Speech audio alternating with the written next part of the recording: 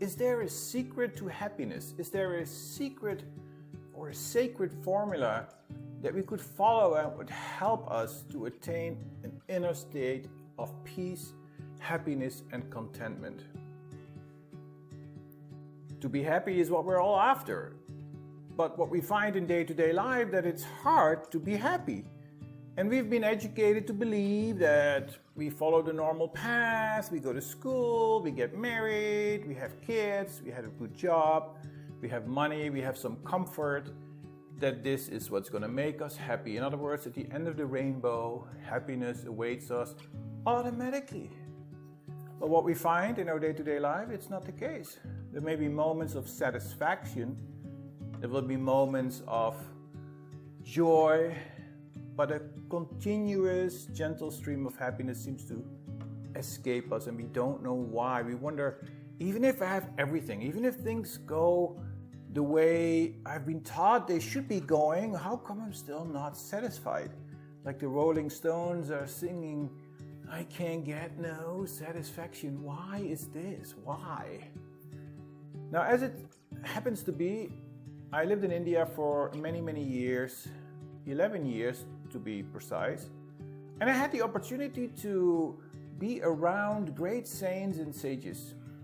And one of them used to give a class, and I happily attended this class, and this particular sage was amazing. He was wise, he was indrawn, and he seemed to be always glowing with this sense of happiness and satisfaction. And one day he gave a class on happiness, and he told us that there is a law to happiness. There is a system that you can follow. There is a method to the madness. There is something that we should be aware of in our pursuit to happiness. And so it triggers my attention. It says, okay, well, what is it? What is it? Is there a show it to me? And he went to explain this whole system, that there are different levels to happiness, and that each level has its own rule, its own intrinsic value, and that by following this path to become aware of these things,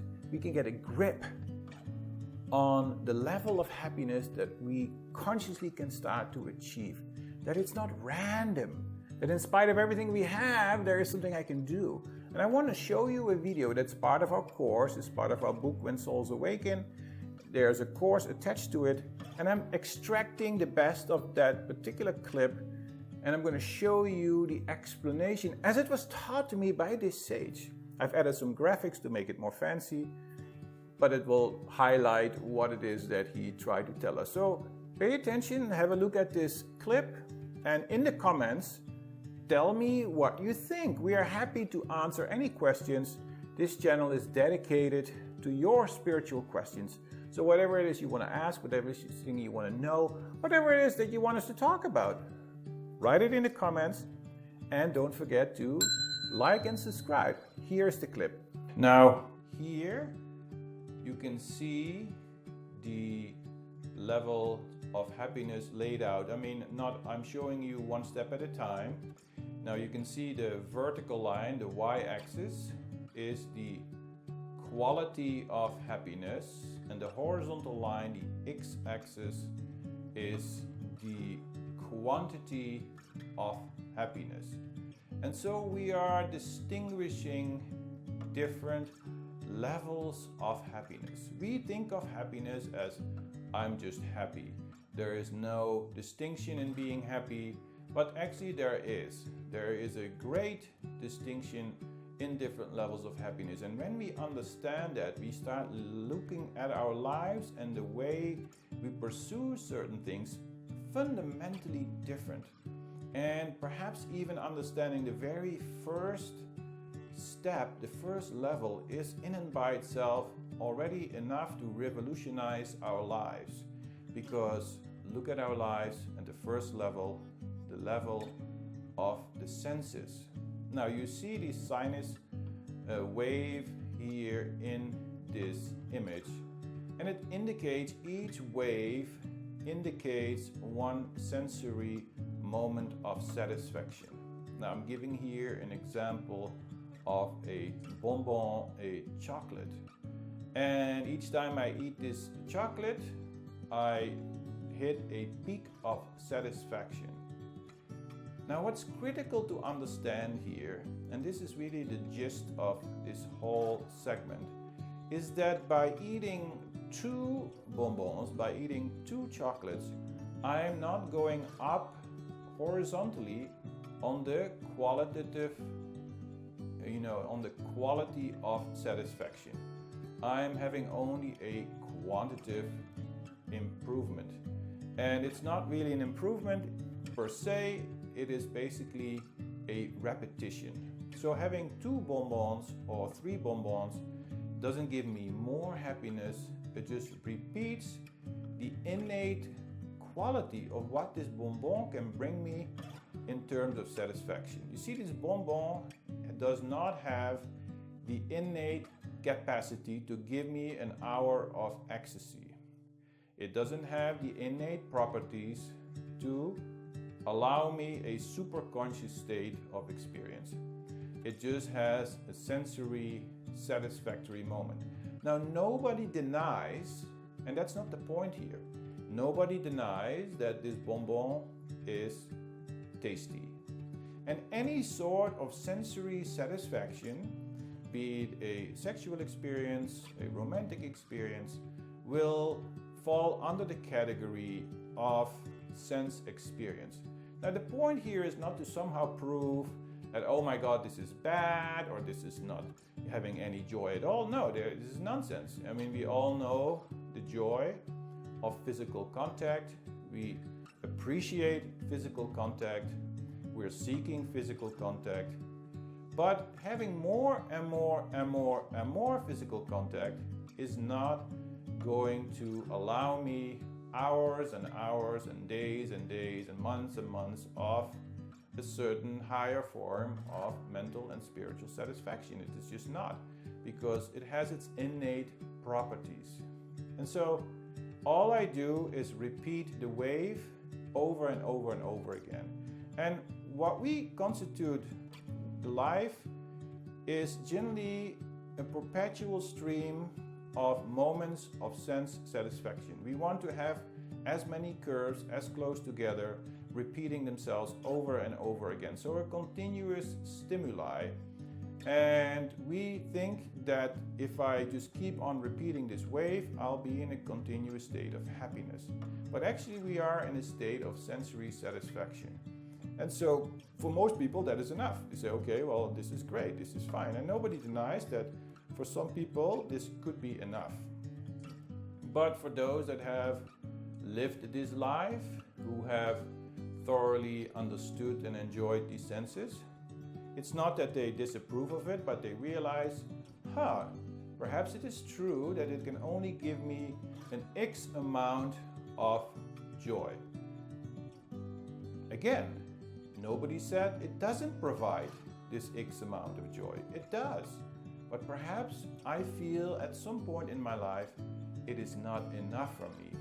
I feel innately that I'm capable of greater, longer moments of inner satisfaction and peace. And so now this brings us to the second level, the level of the intellect. And most of us are also very familiar with this second level of the intellect. And anytime we're indulging ourselves in our mind, for example, I play the piano and I'm playing a sonata or I'm playing Mozart, Beethoven, I could be for an hour completely mentally engaged. And I could give me such inner peace. And I'm sure that you will agree that the subtle joy of playing Mozart for a whole hour where you get yourself, where you lose yourself, is a much qualitatively higher joy than eating a bonbon that gives me 5 seconds of sensory enjoyment. And so both are forms of enjoyment, but the piano is longer, lasts longer, and qualitatively along the y-axis it is higher. And so A person of mental capabilities knows more enjoyment, knows a higher form of enjoyment. But now let's look at the next image where we can see that the way down is also progressively deeper. And so when somebody who lives predominantly in that mind space, in that space of music, in that space of art, in that state of the intellect, in sciences, when they lose momentarily that balance, they are acutely aware that going all the way deep down into the senses is a deeper drop for their mind. It is relative, right? Because they end up at the same low point as the one living just in the senses. But since they have known higher forms of joy, since they have known higher forms of light, it seems to the mind a much greater fall of peace. And so you will find, for example, in artists like Vincent van Gogh, his name is Van Gogh, by the way. I'm from Holland, and I used to drive by his, place in Nuenen in Holland every day when I would go to college. And his name is pronounced Van Gogh, and he was a beautiful artist, but also mentally, a little bit unstable. And so he's a classic example of somebody who can rise high into that intellect, into that art form, and then due to instability falls deep down in instability. And this is where the waves of the mind are going up and down. So it is said that the man of refinement also knows deeper and greater levels of suffering. Now, the third level is the level of self-control. Now, the level of self-control is when we have come to an inner state of strength and evolution where I can work with my senses. I'm not afraid of indulging into the senses, but they don't drag me. They don't push me, they don't pull me, they don't guide me unconsciously to go left or right, but I can eat this without losing myself into binging. I can love without forgetting the world and having responsibilities for my health and my partner and my family. And so we come to an innate state of control. Now, control is essentially different from the first two levels, because what happens when the mind is under control? Now, for here, we need to go back to a spiritual concept. And the notion here is that all joy comes from within. That looking at my inner being, looking at my soul, I realize that this light is part of the divine and it is who I really am. And all these layers of body, subtle body, causal body are wrapped around me.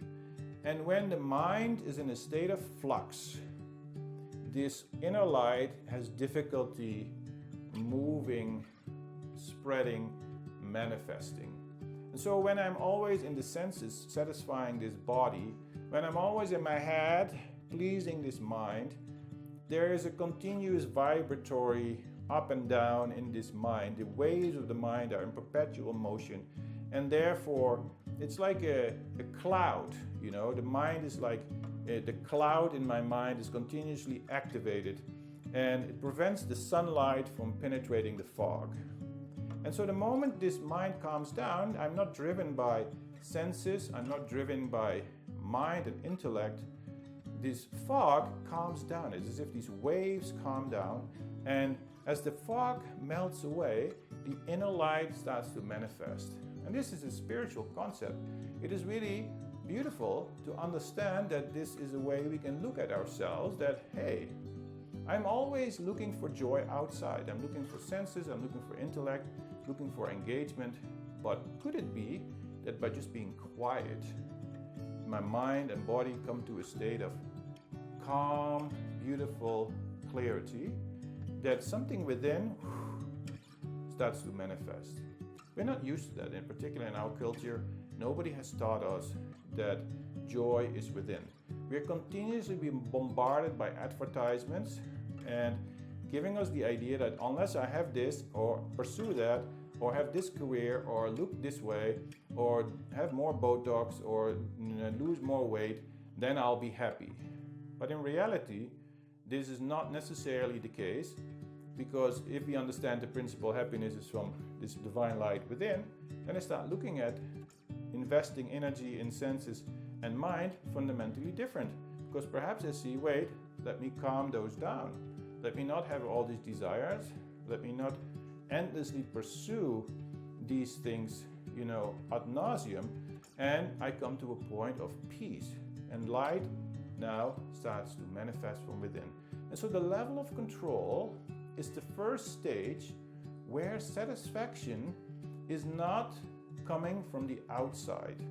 I do not need a bonbon. I do not need my piano. I find it within myself.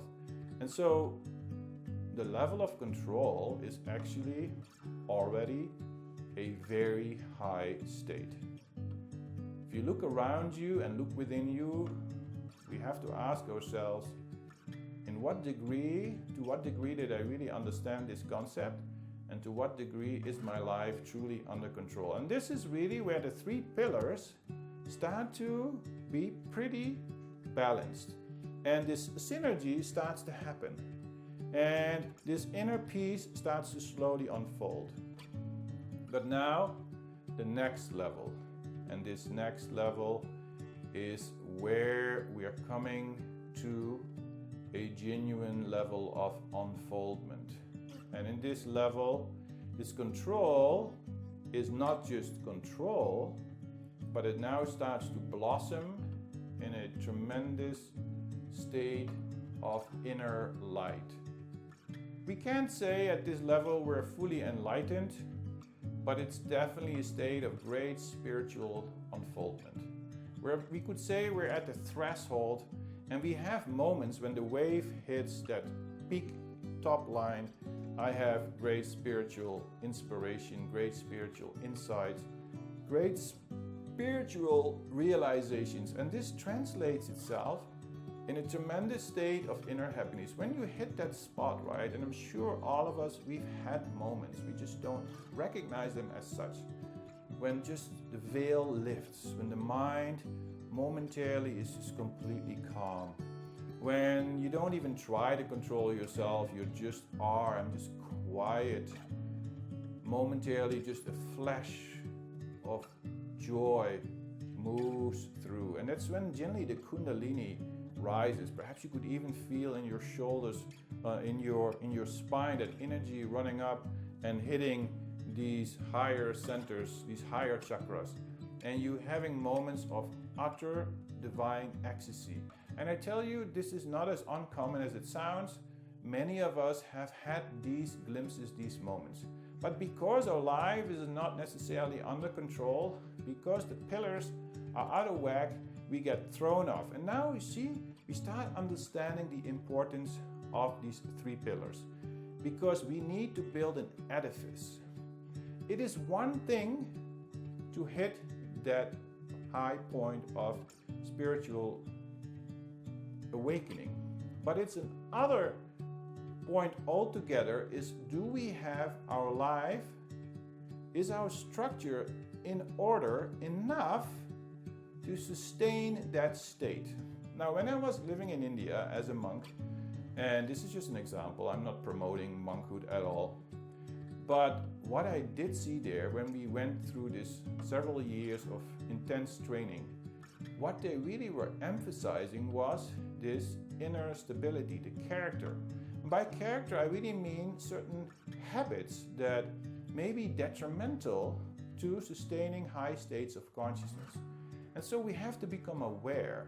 We have to look at all things in our lives and see what is throwing me off every single time. Is it love? Is it stability, finances? Is it, my lack of spiritual awareness?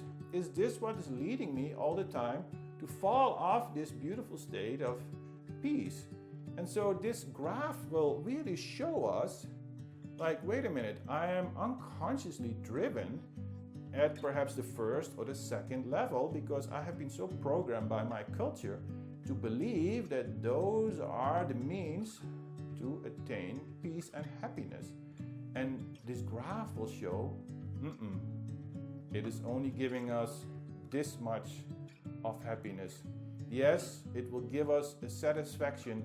Perhaps it gives us a shot of satisfaction, but perhaps we don't know by keep on drinking this shot that there's a big glass of a much better quality waiting for us. But I'm so obsessed with this first glass, and I'm so habituated because my parents, my environment taught me that, we all sat together, we had this shot, and this was giving us this happiness.